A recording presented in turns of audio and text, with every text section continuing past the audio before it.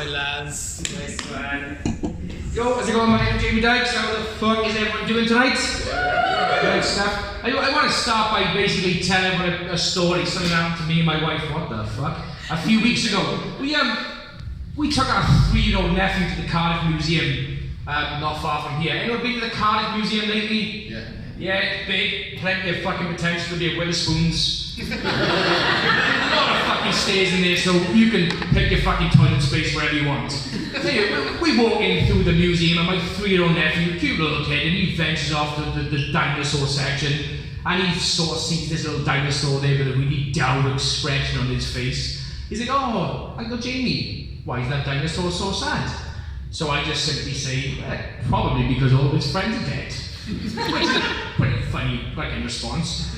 And then, out the fucking nowhere, this guy, this really geeky, pedo-looking geeky motherfucker having a greasy side part in the big buddy-oddy glasses. The man was wearing a bum bag, for fuck's sake. And he was with other kids. I'm not saying what he was doing with them, but he was with them. Anyway, this guy, he tries to reprimand me and make me look like a bigger prick than I am in front of my missus and my 3-year-old nephew. Technically, this dinosaur, he would have had friends because he named the dinosaur the period of time it was from, and I was just like, normally I would be like, alright, but it was a joke, carry on, and get on my day. But my 3-year-old nephew looks at me and he says, "Uncle Jamie, why is that man so sad?" To which I reply, "Because all of his friends are dead." So we basically walk to the fucking space part of the museum and leave that fucking area anyway. So my opening joke was going to be an opening joke about dementia, but it wasn't deemed appropriate for the audience, so my opening joke was going to be about dementia, but I thought, it's a really, really cheap segue into my next joke, so I apologise. Basically, my short-term memory is pretty fucking shit lately, probably due to the excessive alcohol consumption I take on a day-by-day basis. I get it. I don't know how much alcohol that me and my partner drink per week in units, but we probably fill a recycling bin of booze each a week. Just fill it fucking up with glass bottles of gin and vodka and beer and wine. 6 a.m. on a Friday morning, the bin man comes around my local area to collect the bins. And when you hear the tonnage of empty glass bottles of booze being smashed at the fucking truck at 6 a.m. on a fucking Friday morning, it sounds like the Islamic Caliphate has come to my hometown of the Philly. Christmas time, it sounds like the Polar Express has just crashed through the front fucking door.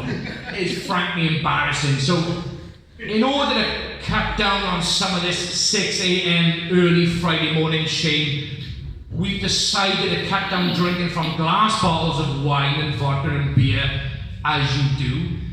Now we just buy boxed wine and those little duty-free plastic bottles of spirit you buy on the airplane because that makes less noise at 6 a.m.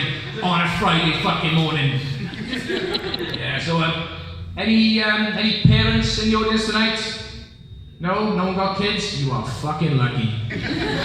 I got 2. They fucking ruin everything. A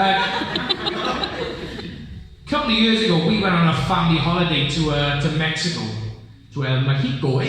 Great holiday, great fucking 2 weeks, fantastic. On the last day, my fucking 4-year-old daughter at the time decides to have what I can only describe as a mental fucking breakdown because she's seen this 6-foot teddy bear wearing a sombrero and a poncho, playing the guitar. It was like 4,000, 5,000 pesos. I don't know what the exchange rate is on 5,000 pesos. But if it's got that many fucking zeros, my little sweetheart, Daddy ain't fucking buying. Fuck that shit. Mommy and Daddy need beer money for the airport. So she's continuing with this mental fucking breakdown. I'm tired, I'm hungover, I'm dehydrated. The wife is like, fucking, tell the fucking stop. In the middle of her breakdown, I fucking zone out. I go into this really dark point in my mind where I'm like, now I understand how some parents snap and go all Jerry McCann and kill their kids. My daughter's fine, she's alive, she's well. Jerry's daughter, not so much. Yeah. So, staying on the topic of good parenting and also Jerry McCann, my Wednesday just gone, me and my wife were called into my 12-year-old daughter's school to see the headmaster. Basically, reason being is she told her, quote-unquote, an inappropriate, offensive joke in class. You might have heard this joke over the last week or so. The joke basically is this. What is Jerry McCann and Thomas Cook got in common? The punchline being they'll both take you on holidays but they won't bring you home. It's a mediocre joke at best, okay, for a 12-year-old girl.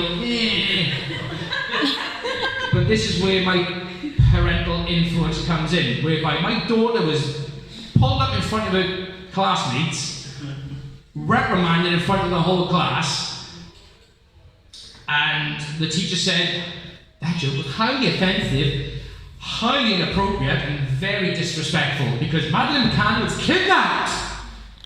To which my daughter replies with kidnapped. Prove it. No police officer in the world can prove she was kidnapped. So we get called in the office because of this little fucking issue. So anyway, we walk into the headmaster's office. For 10 minutes, the headmaster, he's going on with school etiquette, how the joke was highly inappropriate and offensive, blah, blah, blah, blah.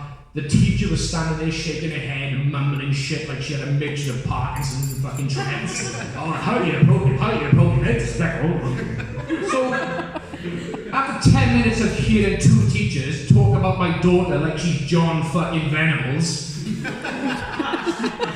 I'm thinking, I'm gonna shut this fucking shit show down. And I say, do you know what? Mr. Smith, Mr. Jones, you're fucking spot on. Everything you've said is right on the money.